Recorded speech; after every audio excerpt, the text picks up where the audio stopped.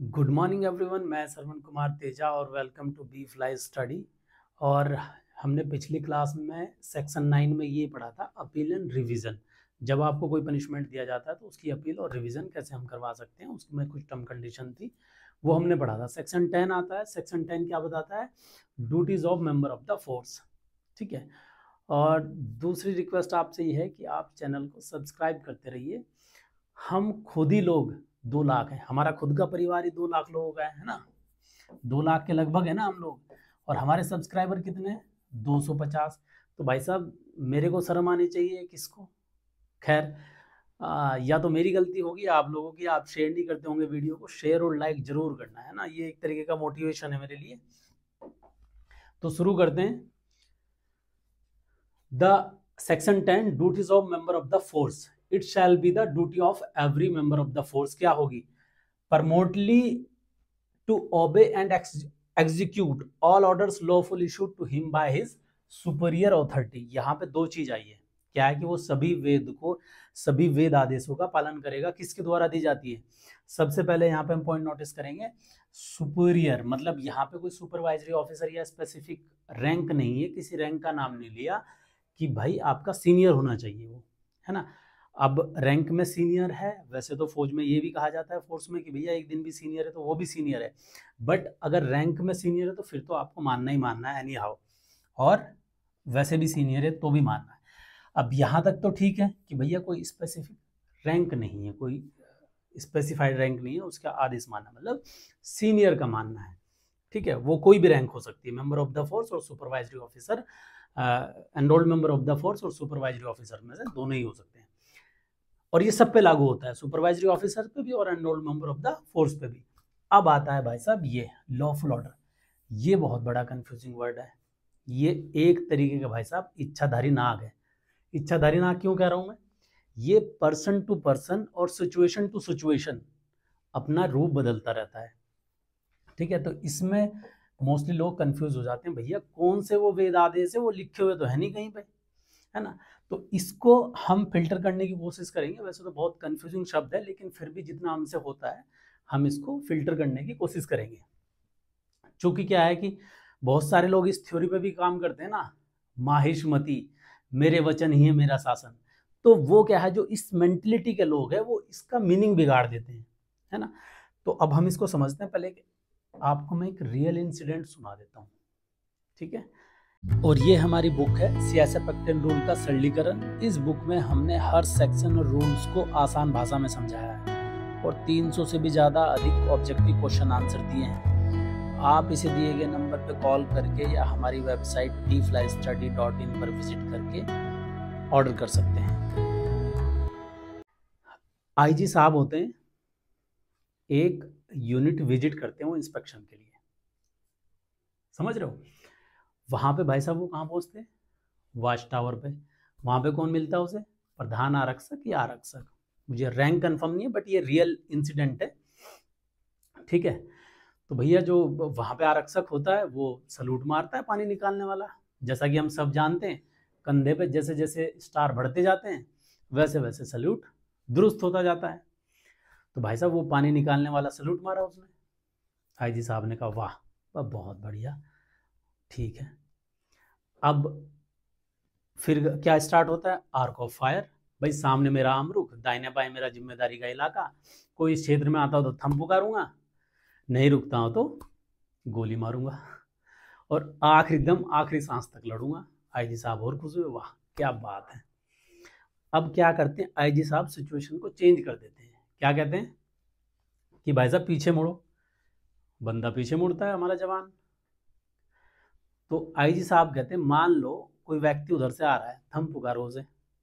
भाई जवान क्या करता है बेचारा? पीछे मुड़ता है और थम पुकारता है उसे। आईजी साहब कहते हैं पुकारा कि हाँ सर।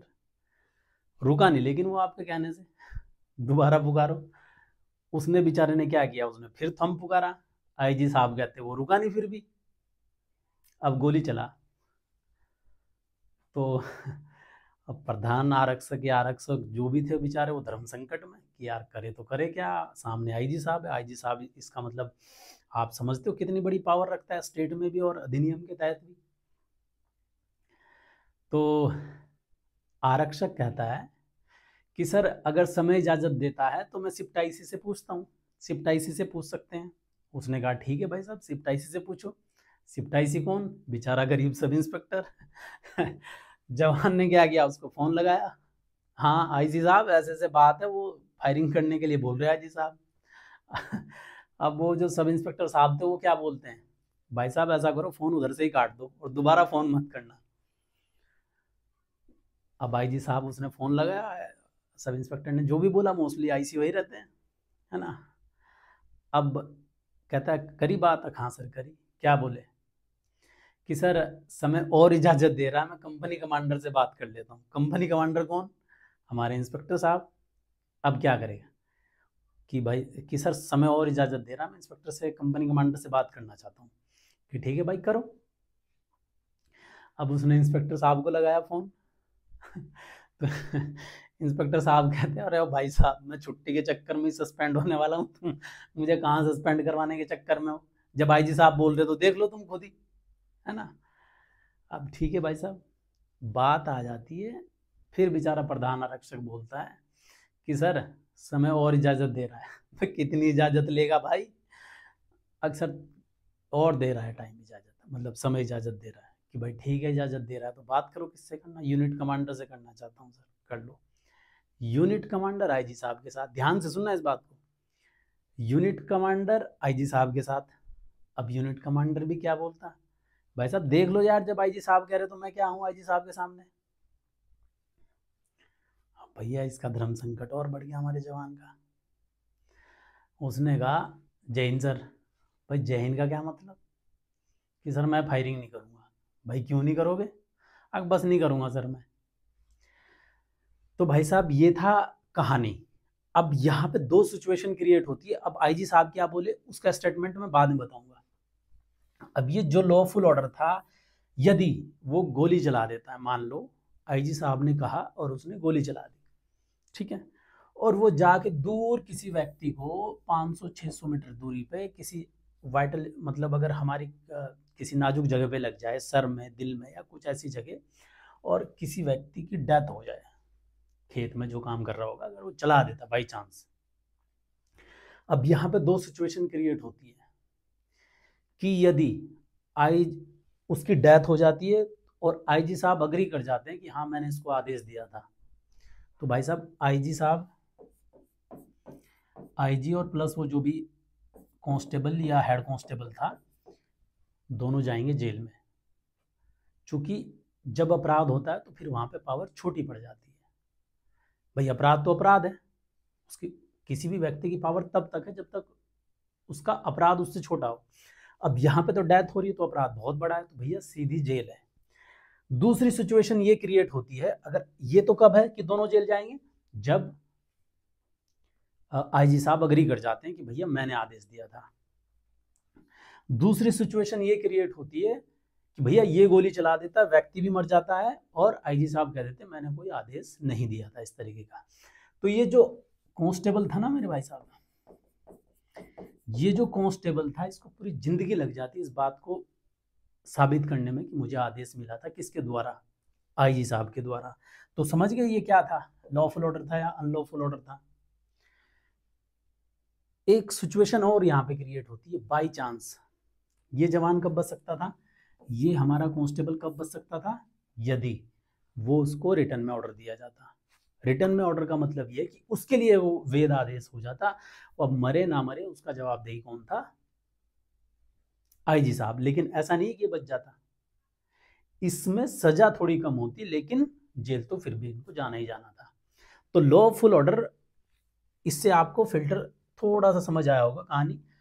अब मैं बता देता हूँ स्टेटमेंट क्या था आईजी साहब का। आईजी साहब कहते हैं वाह भाई बहुत बढ़िया, और फिर आईजी साहब उसको रिवार्ड देते हैं वहां पे।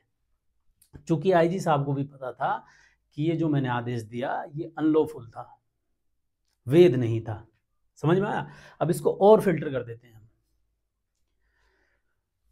क्या है लॉफुल ऑर्डर को। यदि क्या है कि लॉफुल ऑर्डर क्या है, इसका हमें सबसे पहले जानना है एम क्या है, इसका ऑब्जेक्टिव क्या है। ऑब्जेक्टिव क्या है इसका? जो भी आपको आदेश दिया जाता है उसके दो ऑब्जेक्टिव हो सकते हैं, या तो क्या हमारा काम क्या है, सुरक्षा करना। यदि कोई ऐसा आदेश दिया जाता है जो सुरक्षा को बेटर कर रहा है, और क्या कर रहा है, बेटर प्रोटेक्शन के लिए दिया गया आदेश, ठीक है। कोई भी ऐसा आदेश हो, जैसे कि भाई साहब कोई आदेश दे दो कि मैं मैगजीन ओपन ले जाना चाहता हूँ, नहीं इसको लगा के जाओ, तो क्या है कि कहीं ना कहीं वो सुरक्षा में सहायक हो रहा है, तो वो उसको हम वेद आदेश मानेंगे, लॉफुल ऑर्डर मानेंगे। दूसरा क्या होगा हमारा, अगर कोई ऐसा आदेश जो हमारे काम को, हमारी दिनचर्या के किसी भी काम को इजी कर रहा है बिना किसी को नुकसान पहुंचाए, क्या कर रहा है, इजी, मतलब वो किसी काम को सरल बना रहा है किसी आदेश से, या करप्शन को रोकने के लिए हो सकता है, बहुत सारी चीजें। तो कुल मिला के ये, इसको हमने फिल्टर करने की कोशिश करी, कोई भी ऐसा आदेश जिसे बिना किसी को नुकसान पहुंचाए। अच्छा, यहाँ पे सिचुएशन चेंज हो जाती है, जो हमने आईजी साहब का दिया, अगर वहां पे अगर उस तरफ से अटैक हो रहा होता तो फिर वो वैध आदेश हो जाता, भाई लगाओ तुम धड़ाधड़ गोली चलाओ, कोई प्रॉब्लम नहीं। तो इसीलिए मैंने कहा ये सिचुएशन टू सिचुएशन और पर्सन टू पर्सन वेरी करता है ना। अब क्योंकि चूंकि क्या है, कुछ लोग डिसिप्लिन के नाम पे और सुरक्षा बेटर करने के नाम पे हरासमेंट भी करते हैं, हम देखते हैं प्रैक्टिकली लाइफ में, है ना। तो यहां तक आई होप दैट कि ये लॉफुल आपको समझ में आया होगा। अब नेक्स्ट पढ़ते हैं,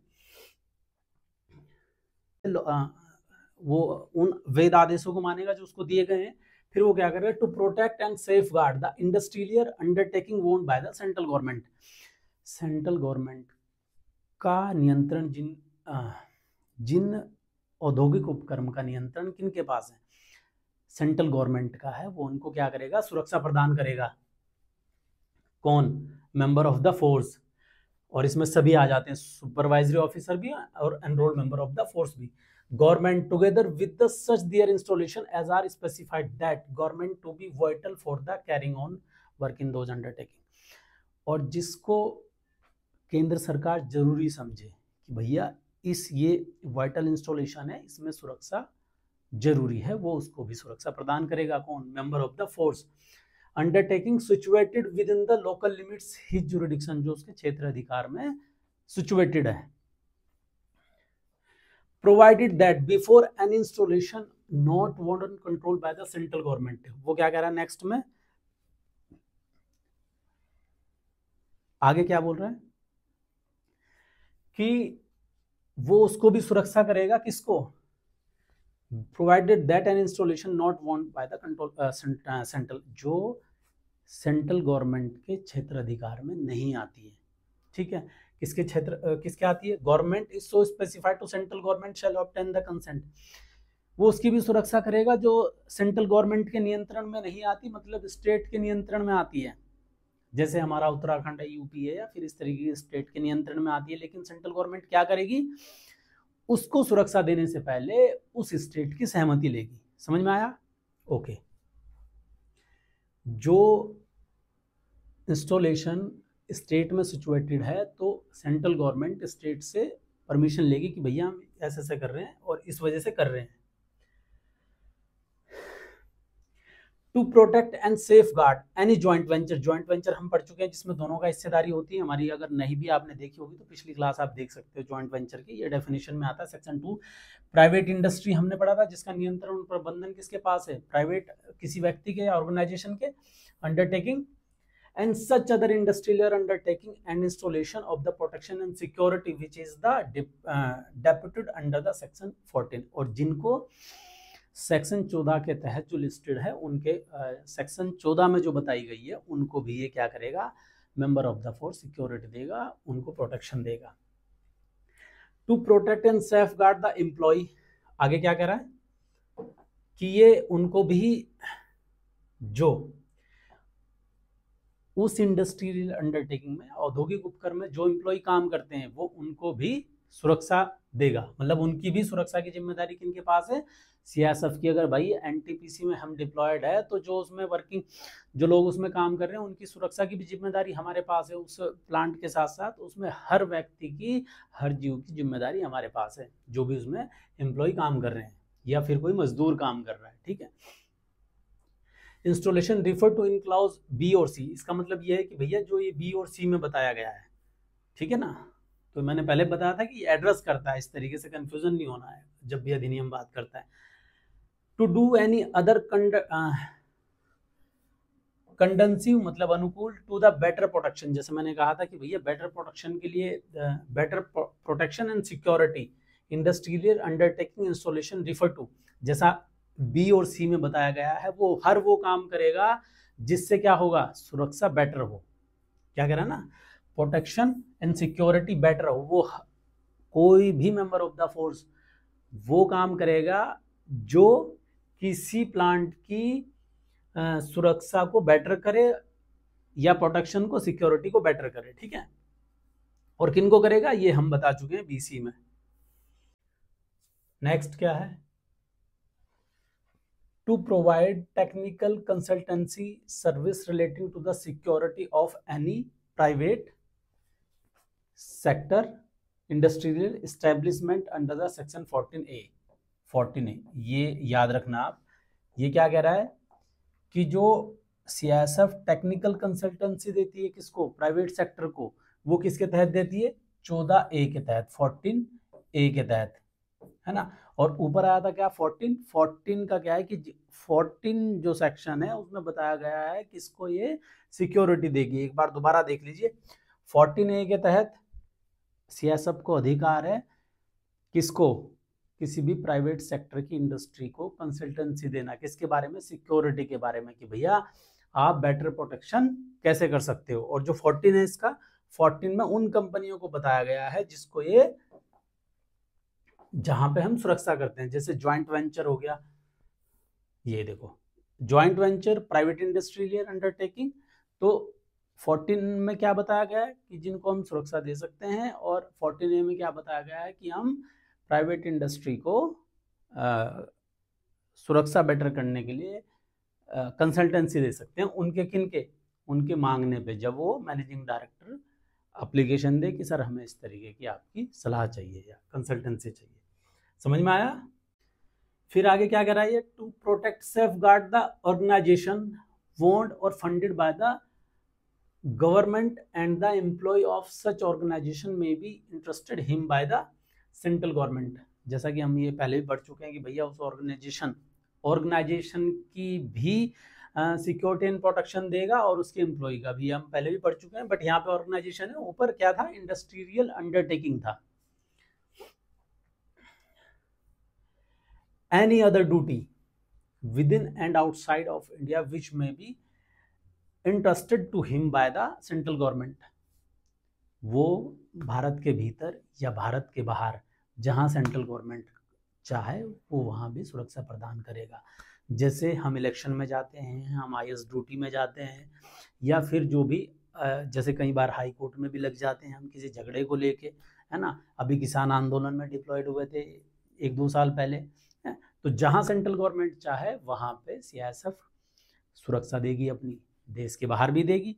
अगर जैसे कि यूएनओ जाते हैं अपन, और भी बहुत सारे कंट्रीज में अपन काठमांडू भी जाते हैं, है ना, तो जहां सेंट्रल गवर्नमेंट चाहे वहां हम सुरक्षा प्रदान करेंगे। कौन करेगी, सीआईएसएफ, और सीआईएसएफ के अंतर्गत कौन आते हैं, मेंबर ऑफ द फोर्स, तो मेंबर ऑफ द फोर्स भी वही सुरक्षा देंगे। तो आई होप दैट कि एक सेक्शन 10 आपको समझ आया होगा। और ये हमारी बुक है सीआईएसएफ एक्ट एंड रूल का सरलीकरण। इस बुक में हमने हर सेक्शन और रूल्स को आसान भाषा में समझाया है और 300 से भी ज़्यादा अधिक ऑब्जेक्टिव क्वेश्चन आंसर दिए हैं।